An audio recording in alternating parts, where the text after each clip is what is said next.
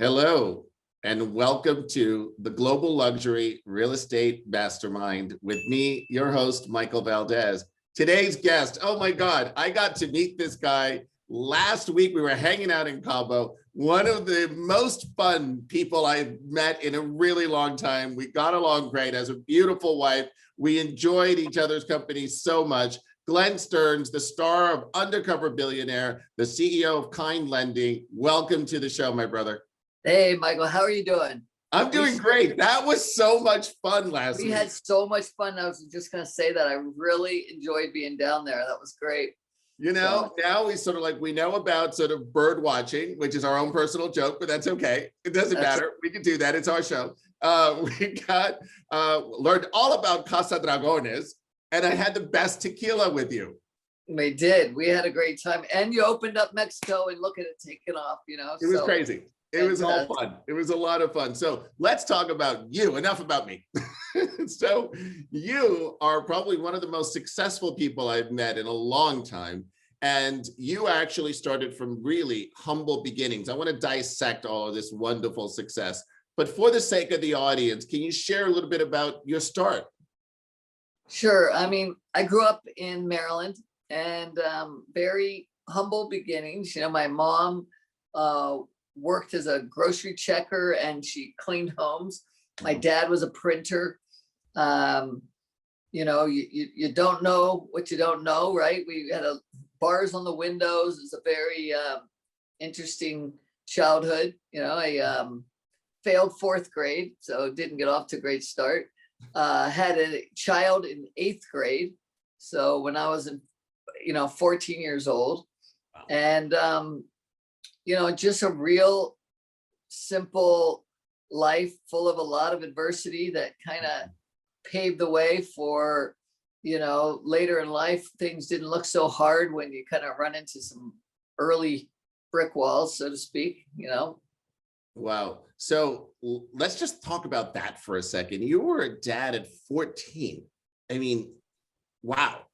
And it's like when people start thinking about the odds were against you. They were almost insurmountable, right? When you start thinking about success and you have this newfound responsibility of fatherhood, how did you sort of like find that in yourself to allow that entrepreneurial spirit to come out? Yeah, I think, again, everything that happens in our life happens for a reason. And we, at the time, I didn't realize it, but there are a few people that kind of came into my life that said, you're going to get through this and you're going to be strong, Glenn, and be better off for it. And those kind of things. And I didn't understand them. I mean, it's not, you think 14, well, it sounds young and it is young, but there are little things that come along with that set me up for what I consider success. Other people, you can go either way, right? But I had to leave school early and go to work. I had to help out. And, my mom helped raise our baby. I was not a father. I mean, you think about it, right? I was more like a big brother. I didn't understand my role really. Yeah. But I worked and I would leave school and then I would go do that a lot. And so it helped me with a great work ethic, right? And so, then my baby's mother ended up getting married when she was about 20. So she, my mom continued to watch her every week, once a week after that. She stayed in our lives. And then when I moved out to California, she came and moved with me. So, we've had a long history, she lives, right around the corner from us. So, it's really been a wonderful blessing because I didn't realize it. A lot of times when we find things that look like they're the darkest clouds and it looks like it's going to be a very, bad ending to something, could really be a great beginning, and in this case, that's what it was for me. I just didn't know it at 14, You know what's amazing about you? You were telling me some amazing stories. And, when people go through life and everyone goes through relationships, and sometimes relationships have an ebb and a flow and a beginning and an ending, yours just flow. It's like you're the mother of your first child lives around the corner from you. You were telling me you bring everybody on family holidays. it is such an idea of a blended family where it seems as though anyone who enters your life becomes a part of your life. Well, I believe that, I look at some people that maybe don't look so fondly on their exes, and you think, well, it's kind of a reflection of yourself because you picked that person, right? So just because we decide to, part ways doesn't make them bad people, right? And so I've always prided myself on that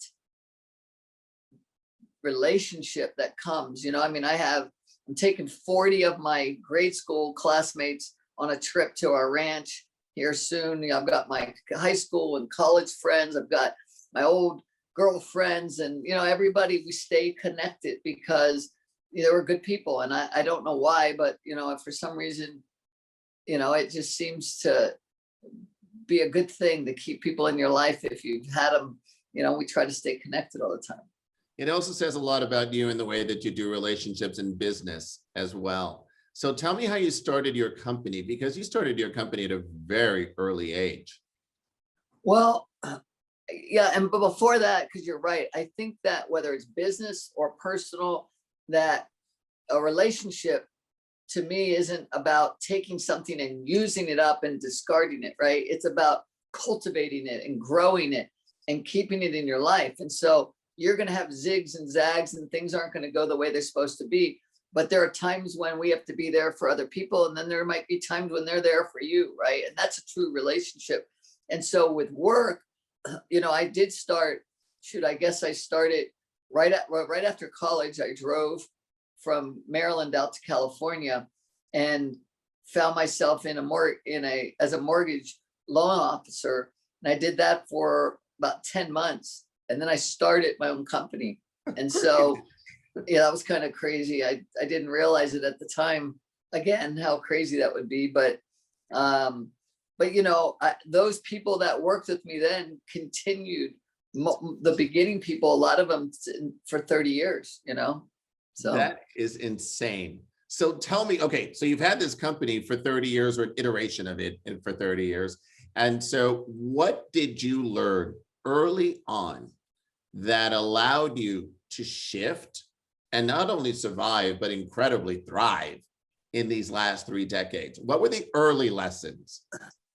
Well, my first early lesson probably was not to kid myself, right? There were big, huge lenders out there. And I thought, it is not my time. I mean, these people have been around forever, and I'm just a small lender. So I didn't try to take on the giants. I just, went up next to them and learned and tried to, get advice from some of the people that had been in the business for a long time. But what I ended up doing is, as I had this small mortgage company, I thought, well, I'm going to get into auditing. I'm going to get into title and escrow and other things. And I went out and got government contracts, and I became the largest auditor for HUD in the country. Then at the same time, I became the largest title company for HUD. So I did about 75% of all HUD transactions in the country. How does that happen? I know. How does that happen? It was crazy. I got one government contract. I didn't know what I was doing. I didn't understand anything about it. I was failing as a title company or escrow company because I didn't have enough work. So I went to the government and said, how do I get some of your work? You got to fill out this contract. I did. I bid 50 cents lower than the person who had it before, not doing any, real, work on whether that would pencil out or not. And a little backstory on that, what didn't pencil out. Okay. I got the contract, and that old saying, make it up in volume. It doesn't work. It doesn't work. No, it doesn't work. So I went back to the government and I said, look, I can't make this thing work. And they said, well, if you give us back the contract, you're done as a contractor. You'll never work in government business again. Wow. And so that didn't seem right. And I thought about it for a while, and I said, wow, we're doing 500 deals a month. And I said, probably 3 400 of them are all condo work, and they have all these attorney's fees and HOA fees that have been on there because they know the government will pay. So they tack it on. And I said, as a taxpayer, that doesn't feel right to me. And I said, so how about this? I'll negotiate on the behalf of the government every deal where I'll save at least $3,000, but I want 300 more on each one of my deals. And that way I can live and you guys will make a lot more money and everybody wins. Wow. So they negotiate, they put that into my contract. And I wrote a nice little piece of paper that said the federal government refuses to pay these fees. And I saved millions of dollars for the government. And I ended up, making it through. And that got me to learn a little bit about that, that system. And from then on, I understood how to bid the contracts and I started taking them on. And next thing you knew, I was all across the country doing, I was their go-to guy every time a contractor would fail. All kinds of stuff happened where we just took over more and more and more contracts. That is fascinating. All right, now I want to get to another part of your history, which is amazing. When everybody went through the financial crisis and all of your competitors closing doors, firing people, you actually took the contrarian approach. You expanded, you hired people, you literally doubled down. First of all, you had the vision. How did you survive that? And why did you double down? Because that really, really sort of escalated your business after that. So what I was talking about with all those government contracts were the 90s and up until the early 2000s. Yeah. And then my mortgage company then started to grow. So I ended up getting out of that business because the government wanted small business contractors. They didn't want large contractors. I grew into a large contractor, so I was out. So they said, so that led me to just focus on my mortgage business only. And so when I was doing that, the business began to really start to take off. And now I've been around for, nearly, 12, 13 years in the, say 2001, 2. And as we got bigger in 2005 and 6, and then when the world just shifted in 07 and 8, I found that, everybody was upside down, right? We had class action lawsuits. We had all these buyback loans, $100 million of buyback loans. I mean, the vulture funds that were out buying all this inventory. Yeah, it was crazy. It was crazy. So I kind of, I had learned earlier in my life through everything from being a father young to, all the business stuff with HUD that, when times are tough, you don't stick your head in the sand, that you need to really go and confront people and communicate. It is very important to just have those hard conversations as quick as you can. So I literally took a piece of paper on a clipboard and I wrote down, I have 50,000 square feet. I need 8. I have $100 million of buyback loans from Bear Stearns, Morgan Stanley, Lehman Brothers. And I just went down the list and I just flew to New York and I sat in front of each group. I sat in front of the lawyers, everybody you could think of, and just said, let's figure this out. Let's not leave this room until we get an answer. And by the time I was done, because I had to either say, you're going to either tell me to pound sand or you're going to work with me. And I said, I'm going to add up all my check marks and then I'll know where I am, right? And when I was done, every single group said, well, I'll work with you, Glenn. And so that felt good. And that was in 07, about September. Well, 2 of my biggest competitors went under right about then. And I thought, I'll never, ever get this type of, opportunity with all these great people. I mean, I've always been a small lender, and now I can go out and take all of this wonderful relationships that they've had, the bigger guys, and bring them in under our roof. So I started doing that. I opened 5 offices in November 07. I opened 5 more in 08 when the world really was upside down. Yeah. And these were failed offices, but these people were so talented, right? And then 9 in 09 and 10, we opened 100 and something more offices. I don't remember how many at that point, but and just took off, and we just became the largest wholesale lender in the country for years, became the second largest overall lender, and the first largest, joint venture partner group. We just took off. Yeah, it was great. What's so interesting is that it goes back to what we were saying earlier, where you see the value in people, where Right. the assets might have been falling around. You saw the true asset, which was the talent of the individuals that were part of the organization. 100%. And I knew people were thinking the end is here and everything is blowing up. And I understand fear, because again, I was 14. Yeah. I had a child, and I thought the world was over, and it became the best thing that ever happened to me. So here is it's 2007 and 8, and the world's blowing up, and it could be the worst thing, or it could be a silver lining, right? That's right. And when I was a young kid, my mom would take my sister and I, put us in the car, and she go, "Let's go, kids, we're going to get lost." And we would just drive. We'd end up on some farm road, and she'd pull over and go, "Oh no, guess what? We're lost."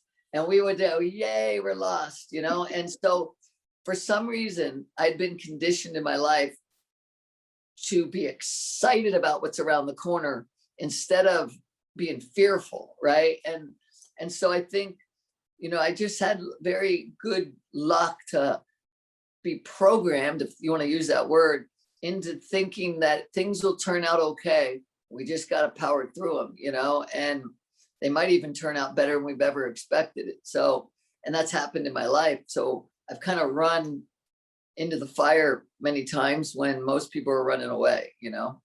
That's a beautiful statement, though, and it's a beautiful lens to live by. And, my next question was actually something about your childhood. So what advice would you give your 10-year-old self with the lens that you have today? I would probably tell myself to continue to embrace change and be excited about the opportunities. It took me, probably until my 30s to realize all of those things that I was doing were wonderful opportunities, right? Like, in other words, when I meet and mentor a lot of young people, I might be telling you this: hey, embrace change, be, there's silver linings and everything, all those things happen. But when you're really in it, it hurts. That's right. You're scary. You think, not this time, I'm not getting out of it. Maybe everybody else, but I'm going down. And so we have these voices in our heads, and they tell us it's okay to fail. They tell us to run away. And so, I would tell myself to just be still, right? There's a Psalms 46:10, be still and know that I am God. I would sit and I would just tell myself it's going to be okay, and just enjoy the ride, right? Instead of sitting there. And too many times we get so muddled up in what happens if it all goes away, the fear, right? And instead of just realizing there's an opportunity here. And so, later I've learned that, and I run towards it, like I said, but it didn't happen overnight. It takes a lot of heat and a lot of pounding on your face to figure that one out. And that's a skill set. That's actually an incredible lesson that's valuable to people that are listening to this. So that's really special. And yeah, I think that way too. I think I usually try to make sure people understand that while it looks pretty good and it's cool to drive some fancy cars and live in a nice house and have a company, it doesn't come easy, right? It's very difficult, and for everybody. And I say especially because I live only in myself. I felt that pain as bad as anybody else has ever felt it. And it's just about, don't be, afraid to think that you're not the only one, right? The people that have made it and have grown to become very successful all face their demons. They all face, very trying times. And, there has been in my adult life, and I mean, 2007 and 8 is a great example. I was at my lowest point. I'll never forget being so low, thinking everything has been taken away just about. And then I thought, well, there's nowhere to go but up, right? And this is a wonderful time to shine, because anybody can shine when you make money. And anybody can shine in an environment where things are going well. How do you live, and how do you act, and how do you treat other people when things aren't going the way you plan them, right? And that's to me, the true test of who are you at that point. And so I've been there, and I realized that. I said, man, every one of my greatest mentors have been in this exact spot. So it's the time to shine, And then you even named your company in that manner after you sold Stearns Lending, and then you started Kind Lending. And I love that name, because it's, what's so special is that you and I are new friends, but when I met you, it's almost by default one of the adjectives that you use to describe you.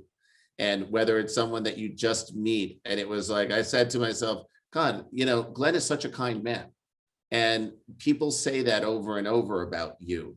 So I'm curious as to how you named your company and what it means to you. Well, it was absolutely deliberate.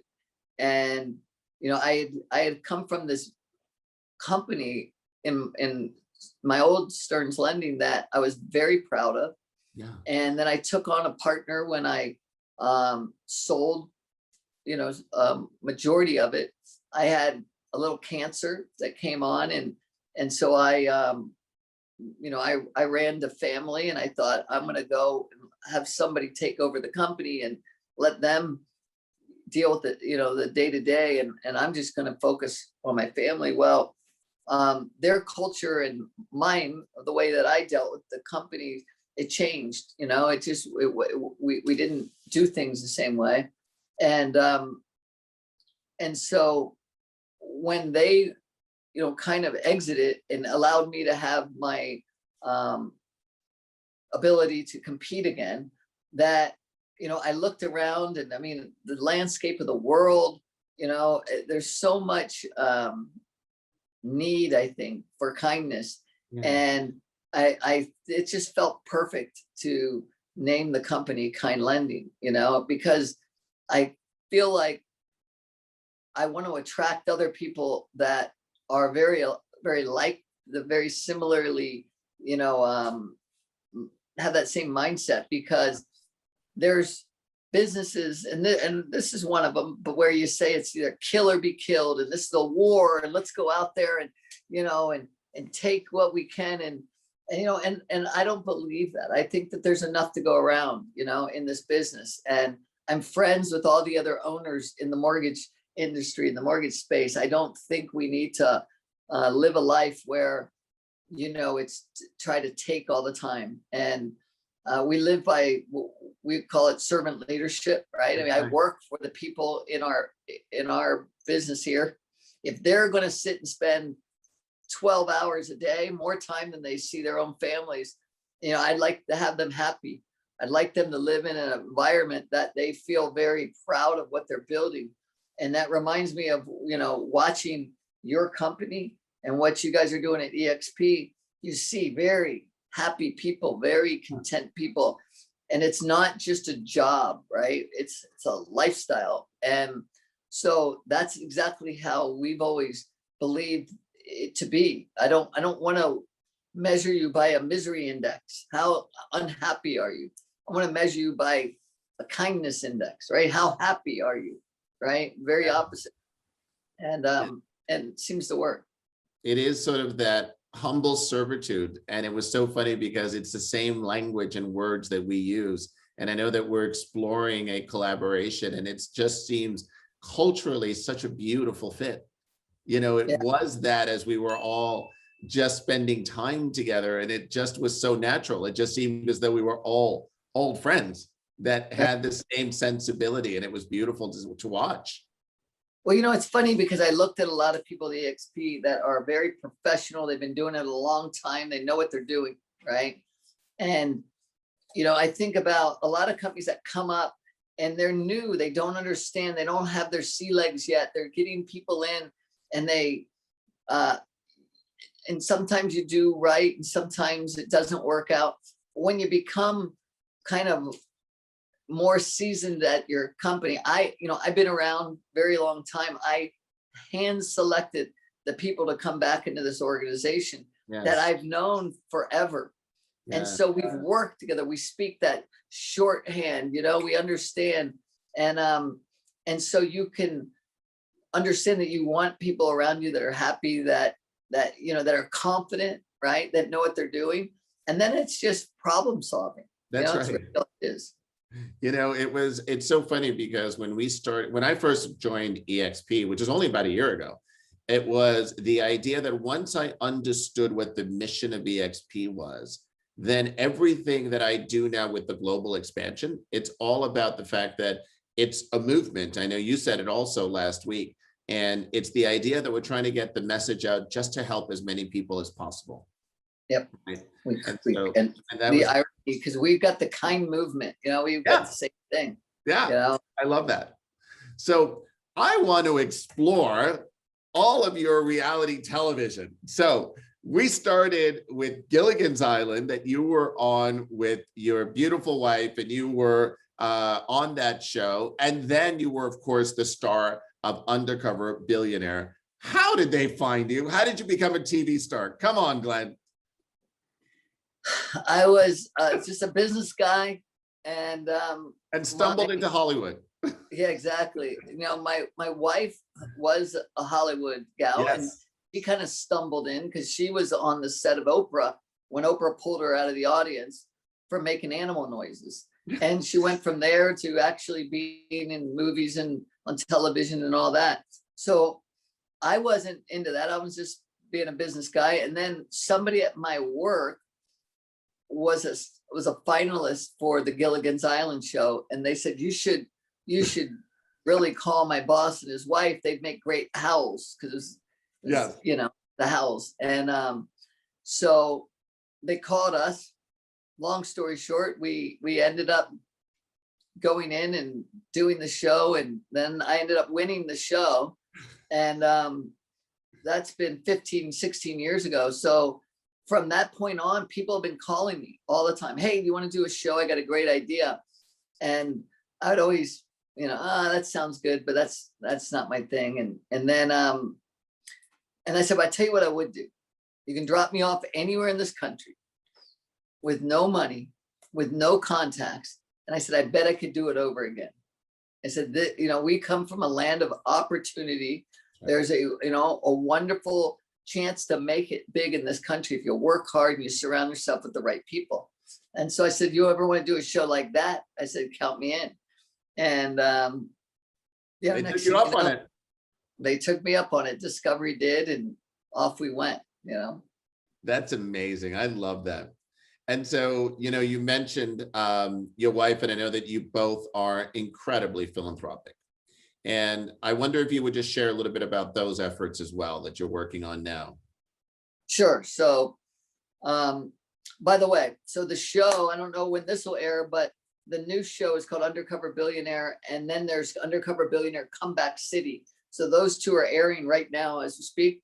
And if they're not, then guess what? Go to Hulu or go to YouTube and you'll find it, or obviously Discovery Plus. But amazing. But my wife and I, live by that adage, too much is given, much is required, right? And so we have been very fortunate, both of us. And so we, when we came to Orange County, we got really involved. I was on a lot of nonprofit boards, like 16 at one time. Wow. I mean, too many. Wow. And I was going crazy. And so I started to realize that my time it wasn't working for the individual nonprofits. So I started to kind of take a step back and hand select some that I thought were very important in my life. I did that. And we went out and we did an event, which we called Life Changing Lives, where we brought the community together. We would pay for the show and the dinner.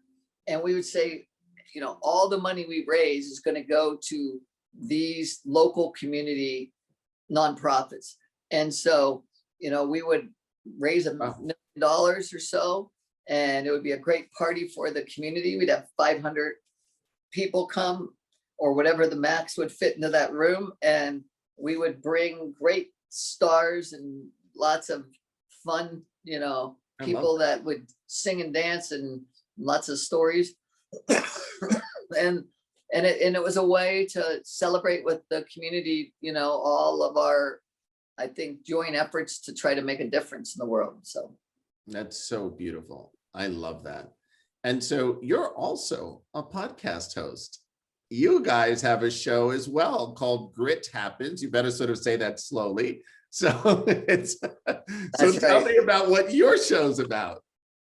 Well, since the show Undercover Billionaire, I've had so many people, thousands of people that keep reaching out. Hey, I'd love some mentoring. I'd love, you know, some, you know, if you could answer some questions and whatnot. And, you know, I realized that happened to me, right? I was given opportunities with people that just came and gave me advice at the right time in my life. And so I thought, okay, well, we're very fortunate. We have deep relationships with some pretty cool people out there. I mean, from people that have walked the moon to people that have won Super Bowls to amazing princes and different places and all kinds of crazy stuff. And though, let's get them on the podcast. Let's pick their brains, you know, let's get people to, you know, I've sat and, you know, in places with the Vice President of the United States and a man that walked the moon,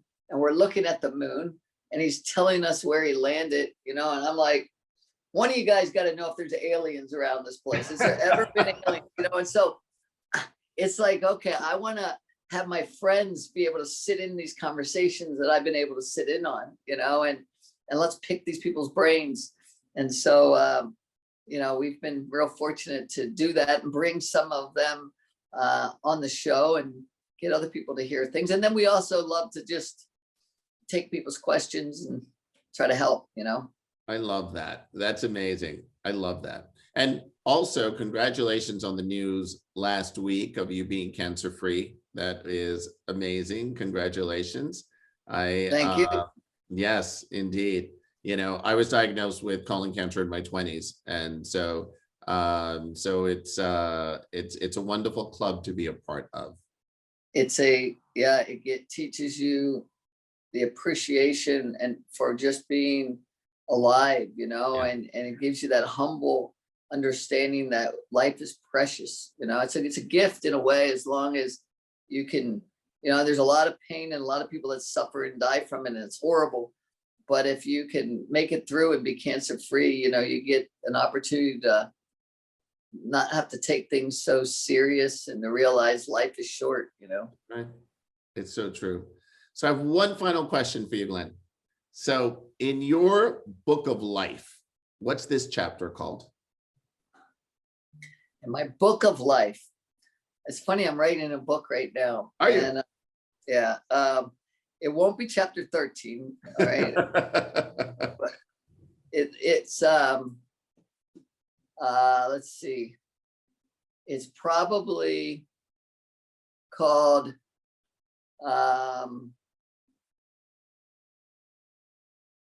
Don't Worry, Be Happy. No, I don't know. You know, I've got when I think about what I'm writing in the book, it really has to do with understanding that, you know, that everything that life throws at you, that there's really a wonderful lesson in all of it, right? And that if we can take the good out of it, you can live a very happy life, you know? And so I've, you know, I see a lot of people that feel they walk around with a dark cloud and they don't understand why me. And I just think it's usually attitude, you know. I think it has a lot to do with how you're viewing yourself and where you are. And so, living an authentic life where you are not afraid to expose your own flaws. I think it helps other people sometimes realize that even people that maybe look to have it all, nobody does, right? Every one of us has been, has our own issues to deal with, right? And I find it helpful to expose my own flaws because I hope it connects with other people that no one's got it perfect. I'll give you one quick example. I know we're going, but I had a lady very, very upset with my wife and I because of our Facebook posts a long time ago. Okay. Because she says, like, basically, F you and your perfect lives, right? And I wrote her back and I said, I'm really sorry if we offended you in any way. I said, there's if there was a Facebook that showed all the bad stuff, I go, I could fill that one too, but usually we fill it with lots of good stuff. But I'm sorry if we struck a chord. And the poor lady started crying and she said, my daughter had gone through cancer and I was in a lot of pain. And just you reaching out has meant so much. And we've become really close, Wow. So usually when someone else is lashing out, it's usually they have their own pain inside them. And you just have to be able to understand what's going on with people, right? Because we're not in their heads. We don't know. And so I think living a life where you can really try to put yourself and walk in other people's shoes sometimes will help all of us. And I've tried to live a life like that. So that's really beautiful. And it's also about you going back and looking at the confrontation, right? And stepping into the fire because you wanted to know what was going on. right.